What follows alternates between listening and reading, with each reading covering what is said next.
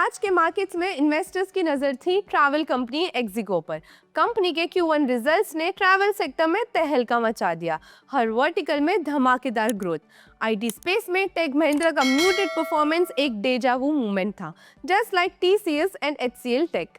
ITC hotels पर भी spotlight थी क्योंकि कंपनी ने रेवेन्यू और प्रॉफिट दोनों में रिकॉर्ड्स बनाए। एंजल वन ने भी वीक क्वार्टर के बाद रैली किया thanks to its new initiatives. और बोनस लेवर्स के लिए मदरसन सुमी, संवर्धना मदरसन्स और IFGL रिफैक्ट्रीज तीनों स्टॉक्स अपनी रिकॉर्ड डेट के करीब आ गए। तो आज का वीडियो है एक फुल कोर्स मार्केट मील, इनसाइट्स, सरप्राइजेस और ग्रोथ के 4 टॉपर्स के साथ। तो एंड तक जरूर देखना और इन्फॉर्म इन्वेस्टर ऐप डाउनलोड करना मत भूलना ताकि मार्केट के हर ट्विस्ट एंड टर्न का अपडेट मिले सबसे पहले।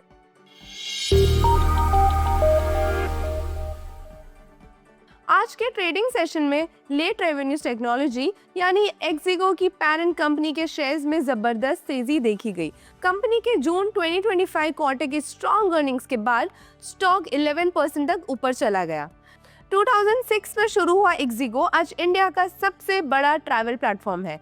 एक ऑनलाइन ट्रैवल एजेंसी OTA के रूप में ये प्लेटफॉर्म यूजर्स को ट्रेन, फ्लाइट्स, बस टिकट्स, होटल्स और हॉलिडे पैकेजेस बुक करने की सुविधा देता है। जून 2025 क्वार्टर में एक्सिगो का रेवेन्यू 73% तक बढ़ गया।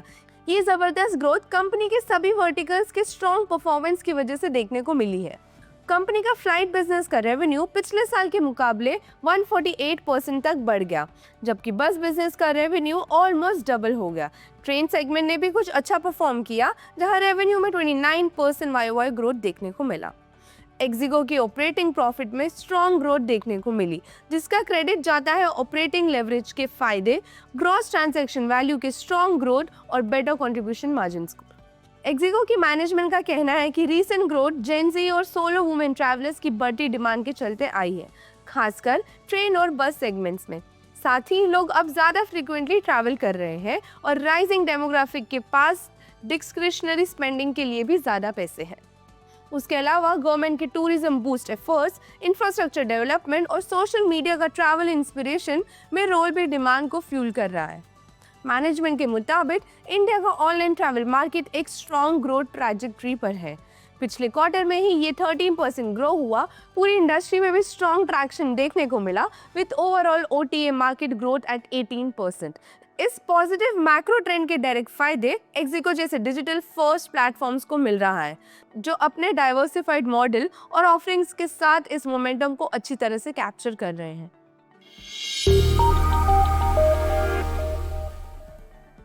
टेक महिंद्रा का स्टॉक सुबह के ट्रेड में 2% गिर गया क्योंकि कंपनी के अर्निंग्स कमजोर रहे। टेक महिंद्रा के रेवेन्यू कांस्टेंट करेंसी में QoQ 1.4% और YoY 1.0% गिर गई।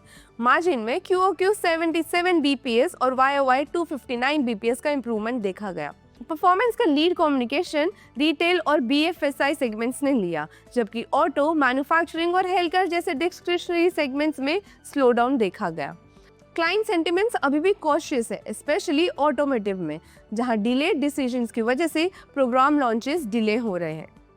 EBITDA मार्जिन QoQ 60 BPS बढ़कर 11.1% हो गई, जो बेटर मिक्स और ऑपरेशनल एफिशिएंसी का रिजल्ट है। कुछ सिलेक्ट प्रोग्राम्स के लिए स्टैटिक सपोर्ट जारी है, लेकिन फोकस अभी भी ऑटोमेशन इनिशिएटिव्स पर ही है। मैनेजमेंट ने दोबारा कंफर्म किया है कि FY26 का परफॉर्मेंस ट्रैक पर है, जहां हाई मार्जिन सेगमेंट्स का मिक्स बेटर हो रहा है। फोकस सिलेक्टिव डील विंस और डिफरेंशिएटेड ऑफरिंग्स जैसे प्रोप्राइटरी AI टूल्स को स्केल करने पर है, ताकि रेवेन्यू क्वालिटी और एग्जीक्यूशन एफिशिएंसी इंप्रूव हो। मैनेजमेंट को लगता है FY26 का रेवेन्यू ग्रोथ FY25 से बेटर होगा और उन्होंने अपना 15% मार्जिन टारगेट बाय FY27 भी रीअफर्म किया है, जो प्रोडक्टिविटी गेन से ड्राइव होगा।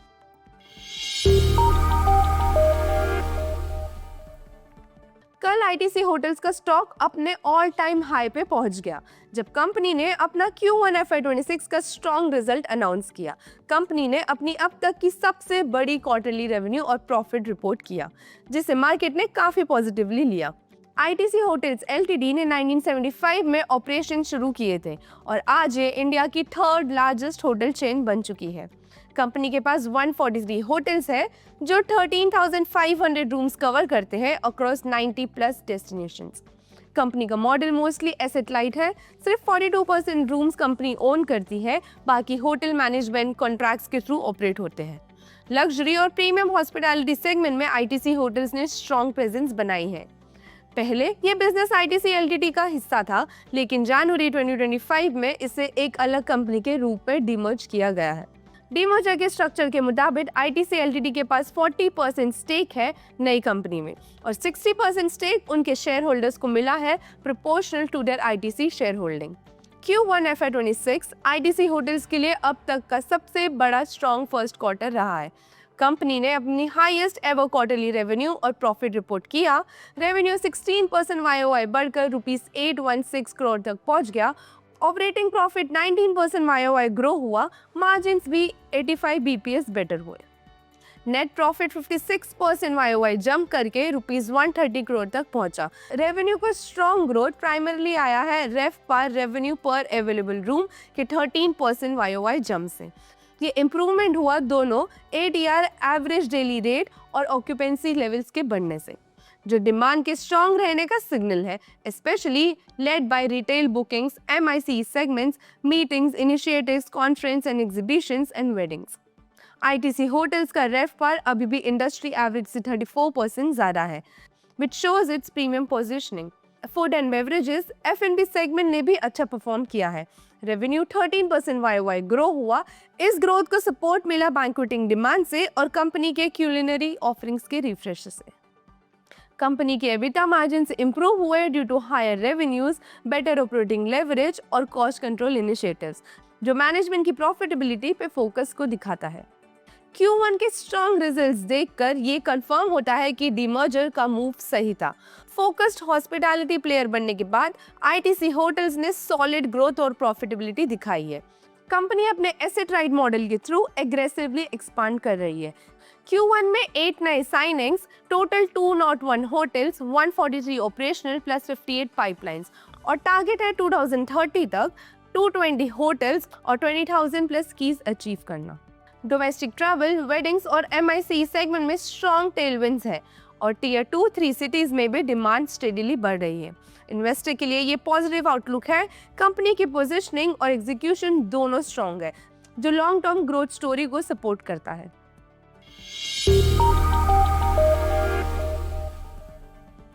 एंजल वन के शेयर्स आज लगभग 2% तक चढ़ गए, जबकि कंपनी ने जून क्वार्टर में काफी कमजोर रिजल्ट्स डिक्लेयर किए। एंजल वन एक डाइवर्सिफाइड फाइनेंशियल सर्विसेज कंपनी है जो कई सेगमेंट्स में काम करती है। इसका मेजर रेवेन्यू ब्रोकिंग बिजनेस से आता है, उसके बाद इंटरेस्ट इनकम।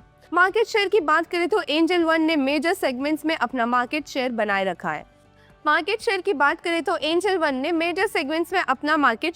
रखा है। ऑप्शन प्रीमियम बेस्ड इक्विटी में इसका मार्केट शेयर 19.7% है, जबकि F&O सेगमेंट में 21%, कैश सेगमेंट में 18% और कमोडिटीज में 57%। अपने रेवेन्यू को डाइवर्सिफाई करने के लिए कंपनी ने कई अलग अलग बिजनेसेस में एंट्री ली है। जून 2025 क्वार्टर में एंजल वन का रेवेन्यू 19% गिर गया। रेवेन्यू गिरने के पीछे कई रीजंस है, जैसे नए F&O रेगुलेशंस, मार्केट सेंटिमेंट का वीक होना जिससे वॉल्यूम्स पर इम्पैक्ट पड़ा और नए कंप्लायंस रूल्स जिनकी वजह से कंपनी की दूसरी इनकम पर भी असर पड़ा। कंपनी के ब्रोकिंग रेवेन्यू में 23% की गिरावट देखी गई। एंजल वन का ऑपरेटिंग परफॉर्मेंस भी कमजोर रहा।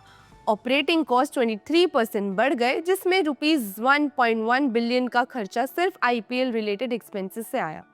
एंजल वन के लिए ये क्वार्टर ओवरऑल टफ था, लेकिन कंपनी की नए इनिशिएटिव्स ने स्ट्रॉन्ग ट्रैक्शन दिखाया। एंजल वन का वेल्थ मैनेजमेंट बिजनेस काफी स्ट्रॉन्ग परफॉर्म कर रहा है और क्लाइंट बेस 1000 से ऊपर चला गया। क्रेडिट डिसबर्समेंट्स में 123% का जबरदस्त जंप देखने को मिला। अब क्रेडिट भी जैसे नए लेंडिंग पार्टनर के साथ और भी ग्रोथ की उम्मीद है। म्यूचुअल फंड डिस्ट्रीब्यूशन बिजनेस भी ग्रो हुआ। मार्च 2025 तक जहां AUM ₹111 बिलियन था, वो अब बढ़कर ₹138 बिलियन तक पहुंच गया। इंडिया के नए डीमैट अकाउंट्स में एंजल वन के पास स्ट्रॉन्ग मार्केट शेयर है। साथ ही एवरेज डेली टर्नओवर और एक्टिव क्लाइंट बेस में भी कंपनी का पोजीशन काफी स्ट्रॉन्ग है, क्योंकि एंजल वन का फोकस मेनली टियर 2-3 सिटीज के यंग इन्वेस्टर्स पर है। कंपनी के पास एक लंबी ग्रोथ रन में नजर आ रही है। लेकिन ब्रोकिंग इंडस्ट्री में कंपटीशन तेजी से बढ़ रहा है, खासकर जब से 100% डिजिटल और जीरो ब्रोकेज प्लेटफॉर्म जैसे जीरोधा, ग्रो, अपस्टॉक्स और ICICI सिक्योरिटीज ने अपनी पकड़ बनाई है। इस वजह से ब्रोकरेज रेट्स पर लगातार प्रेशर बना हुआ है, जो मार्जिन्स के लिए एक चैलेंज हो सकता है। दूसरी तरफ सेबी के रूल्स अब और ज्यादा स्ट्रिंजेंट हो गए हैं। ट्रांसपेरेंसी बढ़ाने और इन्वेस्टर प्रोटेक्शन के लिए नए रेगुलेशंस लगातार लाए जा रहे हैं। इसीलिए रेगुलेटरी डेवलपमेंट्स एक की मॉनिटरेबल बन जाते हैं, specially for companies like angel one.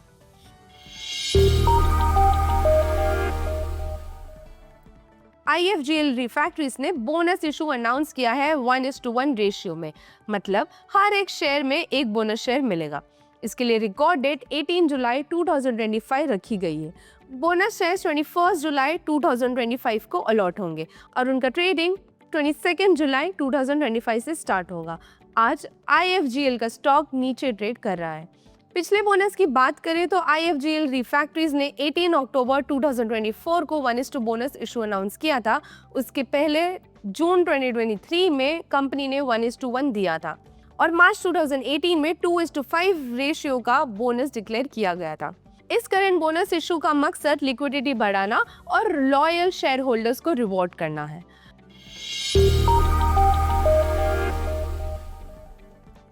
Samvardhana Motherson international और मदरसन सुमी वायरिंग फ्राइडे से एक्स बोनस ट्रेड करेंगे, जहां 17 जुलाई बोनस शेयर लेने के लिए शेयर्स खरीदने का लास्ट डे होगा। दोनों कंपनीज ने 1:2 बोनस इशू अनाउंस किया है, जिसका मतलब है हर 2 शेयर्स पर इन्वेस्टर को एक एक्स्ट्रा शेयर मिलेगा। रिकॉर्ड डेट जिसमें शेयर होल्डर एलिजिबिलिटी डिसाइड होगी वो है 18 जुलाई 2025। अभी के टाइम पे दोनों स्टॉक्स फ्लैट ट्रेड कर रहे हैं। संवर्धना मदरसन 0.26% पर है और मदरसन सुमी 0.82% पर। मदरसन सुमी ने लास्ट बोनस इशू सितंबर 2022 में दिया था 2:5 रेशियो में। और संवर्धना मदरसन की बात करें तो पास्ट में कंपनी ने बहुत बार बोनस इशू किए हैं और सबसे इंटरेस्टिंग बात यह है कि सारे बोनस शेयर्स का रेशियो 1:2 था।